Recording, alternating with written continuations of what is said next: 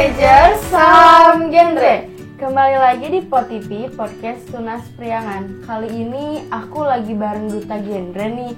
Sebelumnya, kenalin ya, nama aku Risa Putri Weningtyas, runner up dari Duta Genre Kecamatan Cihampelas tahun 2021. Kenalin, nama aku Rahayu Mutia Diri, Duta Genre Putri Kecamatan Cihampelas tahun 2021. Dan sekarang kita mau ngobrolin tentang ini loh, teh stunting. Boleh. Karena kan stunting tuh lagi rame banget ya. Kalau stunting tuh kenapa sih sampai sekarang bisa rame kayak gini? Sebenarnya yang bikin rame atau nge-hype banget ya stunting itu, pemerintah itu sekarang lagi ngegembor-gemborin cegah stunting itu penting. Soalnya di Indonesia sendiri lebih dari sepertiga balita mengalami stunting. Dan kerugian yang dialami oleh negara itu lebih dari 300 triliun teh. Waduh, ruginya banyak banget ya teman-teman. Nah teh, kan kayaknya ada nih yang belum tahu stunting itu apa. Coba teh jelasin. Stunting itu kan berasal dari bahasa Inggris ya teh, atau dalam bahasa Indonesianya itu perawakan pendek. Tapi teman-teman di rumah harus diingat nih, jangan sampai salah kaprah.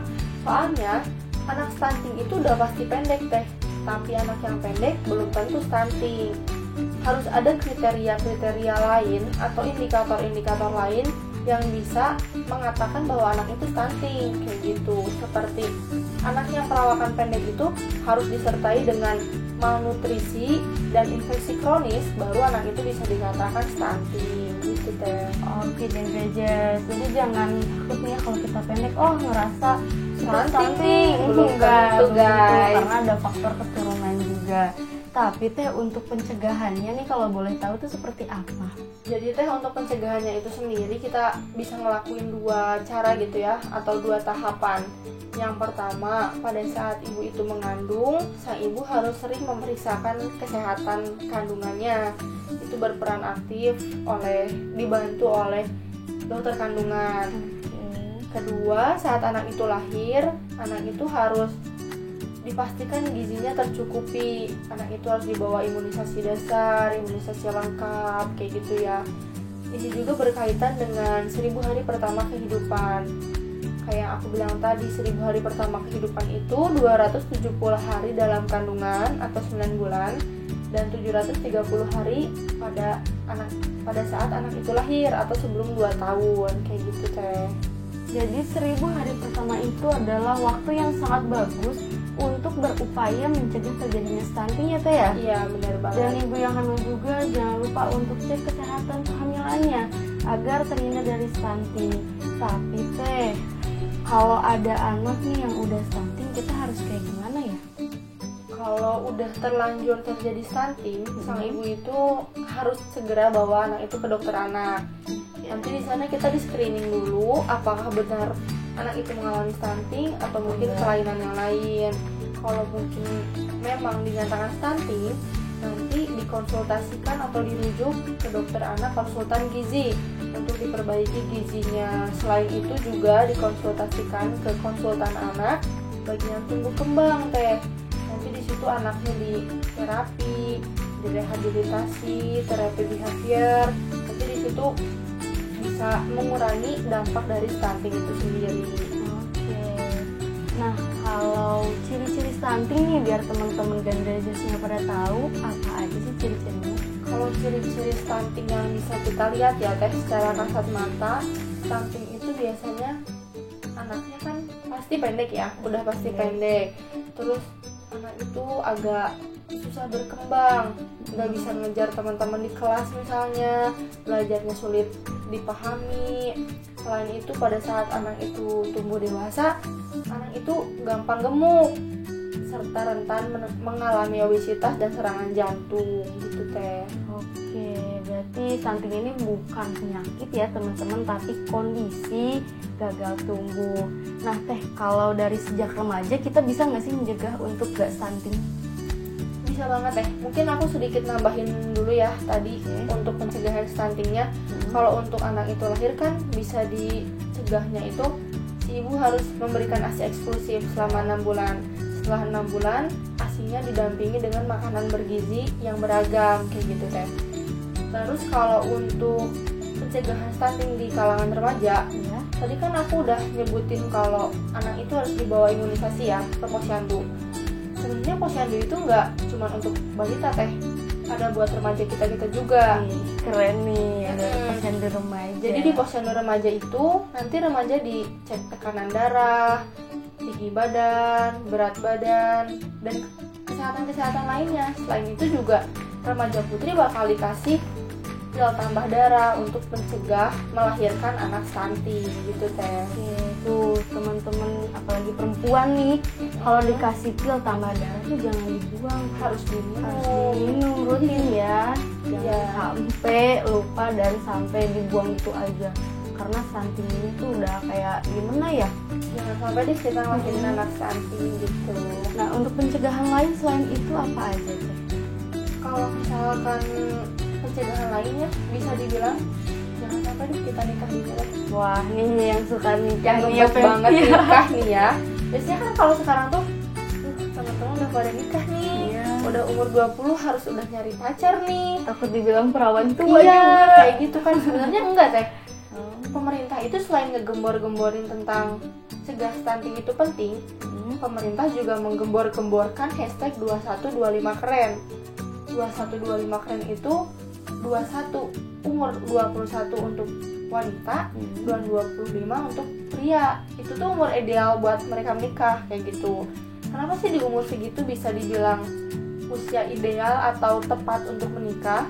Soalnya di umur segitu teh organ reproduksi kita itu udah siap, udah mempersiapkan akan segala sesuatu yang terjadi. Kayak misalkan di remaja putri di umur segitu rahimnya udah siap untuk mengandung, juga siap untuk melahirkan kayak gitu teh. Dan mungkin nanti akan melahirkan anak yang berkualitas Iya, gitu ya benar teh ya. banget. Oh iya teh, biar anak remaja nih kita biar alihin nggak mau nikah muda tuh gimana caranya? Kalau ngomongin tentang itu teh, sebenarnya balik lagi ke teman-teman di rumah nih ya. Cuman sih menurut aku ya, daripada kita fokus pengen nikah dini gitu di usia yang masih dibilang muda kayak gitu, kita kan bisa ngalihin fokus kita ke hal-hal yang lebih positif. Kayak misalkan salah satunya ikutan PIKR teh. PIKR itu kan pusat informasi konseling remaja. Selain kita bisa ikut organisasi, mengembangkan life skill, kita juga bisa bantu teman-teman di rumah atau teman-teman sekitar kita yang mengalami masalah-masalah yang kompleks teh. Kayak misalkan yang sering kejadian itu broken home atau sampai HTD ya teh, kehamilan tidak diinginkan. Itu kan ada banyak banget nih masalah-masalah remaja yang triad KRR itu ya teh. Makanya mending kita fokus aja deh, ikut dulu organisasi atau kegiatan-kegiatan lain yang bisa mengalihkan fokus kita dari yang tadinya pengen banget nikah dini jadi siapin dulu deh udah siap atau belum kayak gitu. Ternyata ada PIK remaja juga. Tapi teh kalau boleh tahu nih, mungkin remaja-remaja di luar sana ada yang pingin join nih ke PIK remaja. Apa sih teh syarat masuk ke PIK remajanya? Kalau untuk join ke PIK remaja itu sebenarnya nggak ada syarat yang harus banget gitu ya. Cuman PIKR itu kan pusat informasi konseling remaja yang otomatis anggotanya itu semua remaja. Bisa dikatakan remaja itu menurut BKKBN usia 10 tahun sampai 24 tahun dengan catatan belum menikah. Jadi buat teman-teman yang mau ikut PIKR nggak boleh nikah dulu. Jangan Gitu, nikah Teh. dulu. Karena kan masih remaja ya. Remaja. Dan untuk kayak misal nih ada anak remaja yang stunting nih teh. Nah boleh nggak tuh join PIK remaja? Boleh banget dong teh. Aku udah bilang kan tadi, selain kita ikut organisasi, kita itu ngerangkul atau membantu teman-teman yang mengalami masalah-masalah kompleks. Salah satunya mungkin di sekitar kita ada teman yang mengalami stunting. Kita rangkul, kita ajak. Aku yakin sih teh, di setiap kekurangan orang nih, mungkin yang mengalami stunting pasti ada kelebihan. Setuju banget teh. Bener banget. Nah biar nggak terjadinya bullying juga ya kan. Jangan sampai bully membuli lah ya. Nah gitu ya teman-teman, obrolan kali ini kayaknya tentang stunting ini dapat disimpulkan bahwa semakin kita remaja ibunya masih muda nih, nikah muda, semakin akan mendapatkan resiko kehamilan atau melahirkan anak yang stunting. Makanya jangan nikah muda, Terus juga cobalah join nih PIK remaja, kalau enggak ikutan duta genre. Iya, bener banget kan Teh. Nah, So Teteh ada yang mau disampaikan buat remaja-remaja di luar sana? So, kalau dari aku sih ya Teh, buat teman-teman di rumah, apalagi ibu hamil nih di rumah, tolong manfaatkan dengan baik 1000 hari pertama kehidupan sang anak. Kayak yang udah aku bilang tadi, 270 hari dalam kandungan atau 9 bulan dan 730 hari saat anak itu lahir sebelum usia 2 tahun. Soalnya Teh, dalam usia kandungan itu rentan terjadi PJT atau pertumbuhan janin terhambat. Itu disebabkan oleh kekurangan gizi, kayak gitu. Dan saat anak itu lahir, harus kita perhatikan gizinya juga dan rutin membawanya ke posyandu, kayak gitu Teh. oke, mungkin sampai sini aja podcast kali ini. Terima kasih Teteh Rara ya udah mau sharing tentang stunting. Dan jangan lupa dukung Teh Rara Oh iya, nih bener banget. buat jadi duta genre Kabupaten Bandung Barat tahun 2021. Jangan lupa follow IG aku sama IG program aku juga. Apa sih IG-nya sih? Nanti aku cantumin di bawah saja. Oh, oh Teh, ini kurang abdol nih kayaknya kalau kita nggak salam genre. Oh boleh. So, Mau aku atau Teteh yang Pepe bang Oke. kan duta nih. salam genre? Salam, Remaja genre.